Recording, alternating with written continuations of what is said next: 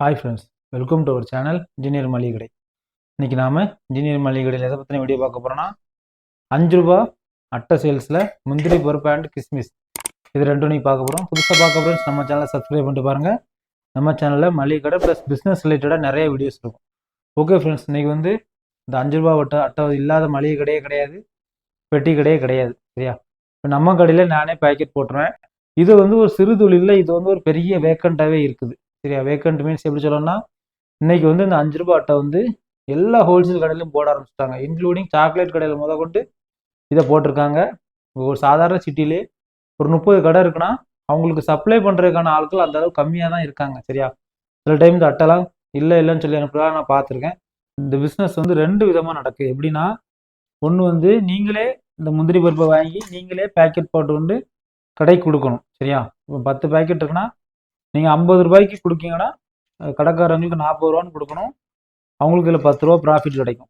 இன்னொன்று எப்படி நடக்குன்னா, கடைக்காரர் உங்களுக்கு பொருள் கொடுத்துருவாரு. அவரோட முந்திரி பருப்பை கொடுத்துருவாரு, அவரோட கிஸ்மிஸை கொடுத்துருவாரு. ஒரு அட்டைக்கு உங்களுக்கு 5 ரூபாய் 7 ரூபாய் 8 ரூபான்னு பேசிக்கிடுவாங்க. சரியா? எங்கள் ஏரியாவில் 7 ரூபா வரை கொடுக்காங்க. அவரோட பொருளை நீங்கள் போட்டு கொடுக்கணும். லாஸ்ட்டில் அவர் எடை வச்சு பார்த்துட்டு அட்டையை கழிச்சிட்டு கரெக்டாக நம்ம பொருளுக்கு போட்டிருக்காருன்னு கணக்குக்கு உங்களுக்கு காசு தருவார். அந்த மாதிரி நடக்குது. இன்னைக்கு வந்து நான் உங்களுக்கு வந்து முந்திரியில் ஒரு 50 கிராமும் கிஸ்மிஸில் ஒரு 50 கிராமும் எடுத்திருக்கேன். இதை வந்து பேக்கெட் போடுறதுக்கு என்னென்ன வேணும், நமக்கு எவ்வளோ ப்ராஃபிட் இருக்குது அப்படிங்கிறத பண்ண போகிறேன். இன்றைக்கி இந்த 2 தான். சரியா? அடுத்தால வரக்கூடிய டைமில் ஏலக்காய் பார்த்தீங்களா, 50 கிராம் ஏலக்காய், சீரகம், கடுகு, அப்புறம் மற்ற எல்லா மெயினான ஐட்டத்தையும் உங்களுக்கு போட்டு நம்ம கடையில் என்னென்ன இருக்கோ எல்லாத்தையும் உங்களுக்கு போட்டு காமிக்கிறேன் கண்டிப்பாக. ஃப்ரெண்ட்ஸ், இப்போ வந்து உங்களுக்கு நான் வெயிட் போட்டு காமிச்சிட்டேன் 50 கிராம். சரியா? இதுக்கு பேக்கிங் கவர் வந்து என்னென்னா 2.25க்கு 2.5. சரியா? ஆனால் நீங்கள் வெளியில் வந்து ஒரு எங்கேயுமே 2.25க்கு 2.5 பார்த்துருக்க முடியாது. எல்லாரும் 3க்கு 3 தான் யூஸ் பண்ணுவாங்க. சரியா? 2.25 2.25. சரியா? 2.5 2.25க்கு 2.5. நான் எதுக்கு இந்த சைஸ் சொல்றேன்னா, அதாவது கவர் பெருசாக இருந்தாலோ மெட்டீரியல் வந்து ஒரே அளவு தான் நம்ம போட போகிறோம். சரியா?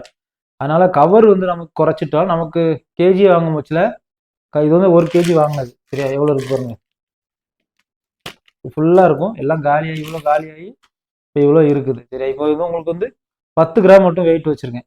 10 கிராமில் வந்து கரெக்டாக 35 கவர் இருக்குது. சரியா? 10 கிராம் வந்து கரெக்டாக 35 கவர் இருக்குது. எல்லாமே ஒரு கவுண்டிங்காக கிளியராக சொல்கிறேன். இப்போ வந்து நம்ம பேக்கெட் போட்டு எவ்வளோ லாபம் இருக்குது அப்படிங்கிறத நான் ஃபாஸ்ட்டாக பண்ணி காமிக்கிறேன். ஃபர்ஸ்ட் வந்து முந்திரி வந்து எப்படின்னா கரெக்டாக 6 முந்திரி ஒரு பேக்கெட்டுக்கு. சரியா? இப்போ வந்து 6 தான். ஒரு முந்திரி சின்ன முந்திரி கூட போடலாம்.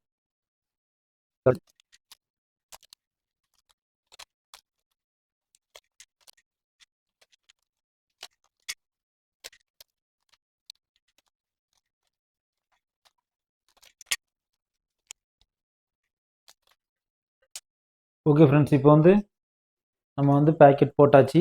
இப்போ சீல் பண்ணுறேன். சரியா? சீல் பண்ணிவிட்டு ஒரு அட்டைக்குள்ள அமௌண்ட் உள்ள மட்டும் நான் சீல் பண்ணுறேன். மீதி வந்து நான் உங்களுக்கு கவுண்டிங் சொல்கிறேன். ஏன்னா அடுத்தால கிஸ்மிஸ் பார்க்கணும். அதனால் நம்ம குயிக்காக சீல் பண்ணிவிட்டு அவ்வளோதான் ஃப்ரெண்ட்ஸ். இதுதான் நம்ம 5 ரூபா பேக்கெட்டு. ஒரு பேக்கெட்டுக்கு 6. நான் சொன்னது புரிஞ்சிச்சா? கவர் எதுக்காக சின்ன கவர் எடுத்திருக்கேன்னா, வேஸ்ட்டாக கவரை வேஸ்ட் பண்ணுறதுக்கு சின்ன கவர் எடுத்தால் நமக்கு கவரோட கவுண்டிங் அதிகமாக வந்துடும். சரியா? சின்ன கவர் எடுத்தால் கவர் கவுண்டிங் அதிகமாக வரும். பெரிய கவர் எடுத்தால் வராது, வேஸ்ட்டாக தான் போகும். அது சும்மா ஒரு பொய்யான ஒரு லுக்குக்காக அந்த மாதிரி பண்ணுவாங்க. ஆனால் அது தேவையில்லை.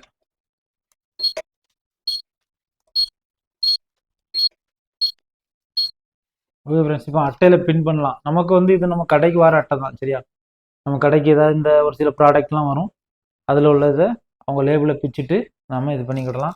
ஃப்ரெண்ட்ஸ், இந்த மாதிரி நீங்கள் அட்டை போட்டு சேல்ஸ் பண்ணாலும் நீங்கள் கண்டிப்பாக எஃப்எஸ்சிஐ லைசன்ஸ் வாங்கணும். சரியா? நான் வந்து எல்லாம் பண்ணி முடிச்சுட்டு மேலே நம்ம கடை பேரை போட்டு எஃப்எஸ்சிஐ ஒட்டிடுவேன். சரியா?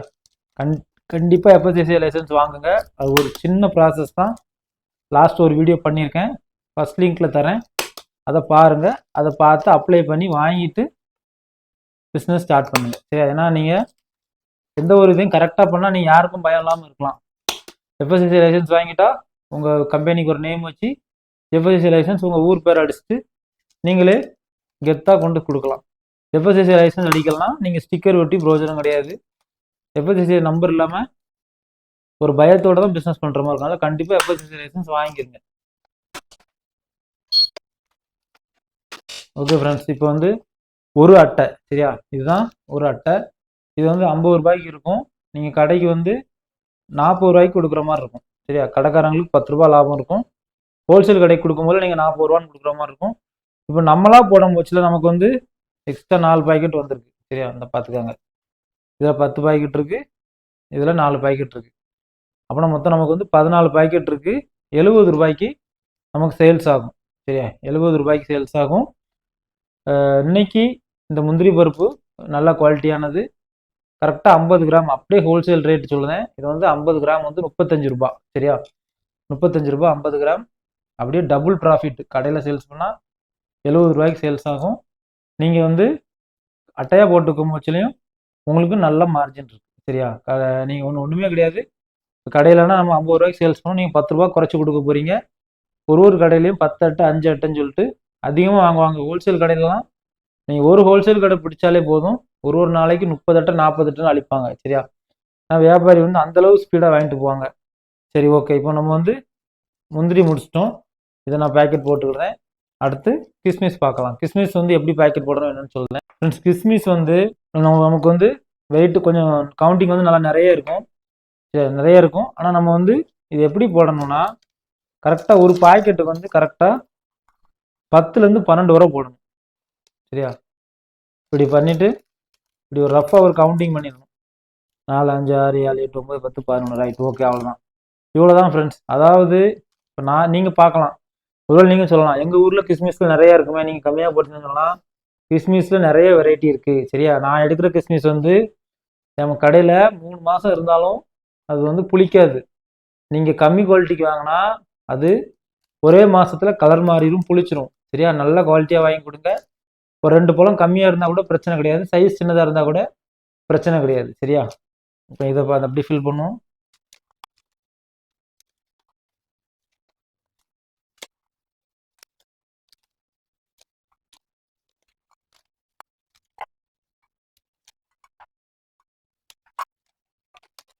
ஓகே ஃப்ரெண்ட்ஸ், இப்போ வந்து நம்ம இதை ஃபுல்லாக பேக்கெட் போட்டு முடிச்சாச்சு. இப்போ அதை வந்து நம்ம சீல் பண்ணிடலாம். சீல் பண்ணிட்டு அதே மாதிரி ஒரு அட்டை ஃபார்ம் பண்ணிட்டு உங்களுக்கு ஓவராலாக எவ்வளோ லாபம் அப்படிங்கிறத கரெக்டாக சொல்கிறேன்.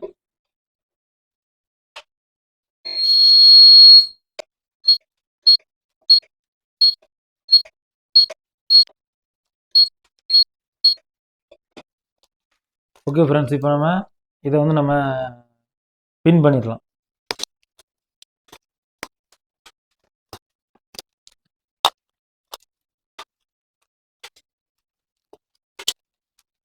ஓகே ஃப்ரெண்ட்ஸ், நம்ம வந்து இப்போ இதை ஃபுல்லாக பேக்கெட் போட்டு முடிச்சாச்சு கிஸ்மிஸ் பழத்தை. இதில் நமக்கு எவ்வளோ பேக்கெட் வந்திருக்குன்னா 11 பேக்கெட் வந்திருக்கு. 2 5 8 10 11, சரியா. இப்போ நம்ம 11 பேக்கெட்டு முச்சில் நமக்கு இது வந்து கரெக்டாக 55 ரூபாய்க்கு சேல்ஸ் ஆகும், சரியா. 55 ரூபாய்க்கு சேல்ஸ் ஆகும் முச்சில் இன்னைக்கு இந்த கிஸ்மிஸ் பழத்தோட 50 கிராம் ரேட் வந்து 24 ரூபா, சரியா. நல்ல குவாலிட்டி, 24 ரூபா 50 கிராமு. நீங்கள் எங்கேனாலும் விசாரிச்சுக்காங்க, உங்கள் ஊர்லேயே பார்த்துக்காங்க. இப்போ 24 ரூபாங்க முச்சில் நமக்கு வந்து இது டபுள் தாண்டி தான் சேல்ஸில் இருக்குது. ஓகே ஃப்ரெண்ட்ஸ், இப்போ நான் செலவு சொன்னேன். செலவு உங்களுக்கு 10 கிராம் சொன்னேன். 10 கிராமில் 35 கவர் வருது. நமக்கு 35 கவரில் எத்தனை கவர் ஆகிருக்கு? 11 21, மொத்தமே 25 கவர் தான் ஆகிருக்கு, சரியா. 35 கவர் கூட ஆகல, 25 கவர் தான் ஆகிருக்கு. இது 1 கிலோ கவரு 200 ரூபா தான். ஹோல்சேலில் 150 ரூபா, எல்லா ஊர்லேயும் 200 கொடுப்பாங்க. அதில் 1000 கவருக்கு மேலே இருக்கும், சரியா. நமக்கு வந்து இந்த கவருக்கு வந்து 10 கிராம் ஒரு 100 கிராம் 20 ரூபான்னு வச்சுக்காங்க. அப்படின்னா 10 கிராமுக்கு எவ்வளோ போடலாம்?